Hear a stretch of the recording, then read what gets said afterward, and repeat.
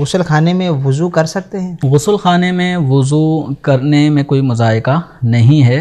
आम तौर पे ये भी होता है कि गुस्ल खाने में वॉश बेसन बाकायदा लगा हुआ होता है, तो वॉश बेसन में वज़ू किया जा सकता है और जो भी पानी गिरेगा तो वो वॉश बेसन के ज़रिए से जो नाली है ड्रेन उसमें चला जाता है, तो अपने कपड़े भी छींटों से महफूज रह सकते हैं। ज़मीन पर अगर नापाकी वाला मामला है कि नजासत फ़र्श पे ठहर जाती है और फिर आप वज़ू करें और नलके का पानी अगर फ़र्श पर गिरता है जिससे छींटे उड़कर नापाक या गंदी छींटें उड़कर अगर आपके कपड़ों पे आने का इम्कान है, तो फिर ऐसी सूरत में नापाक जगह पर वज़ू नहीं करना चाहिए। कि वज़ू करने का मकसद है पाकीज़गी हासिल करना, तहारत हासिल करना, और यहाँ इसका उलट हो जाएगा कि छींटे लगने से कपड़े या बदन भी नापाक हो सकता है।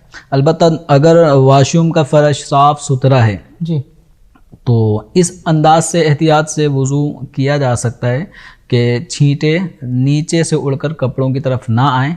अब इसमें ये देख लें कि अगर छींटे उड़कर आ रही हैं, अगर वो छींटे नापाक नहीं हैं तो कपड़े नापाक नहीं होंगे, जिस्म नापाक नहीं होगा। लेकिन इन छींटों से भी जो मुस्तअमल पानी की छींटें होती हैं, इनसे भी बचना बेहतर है।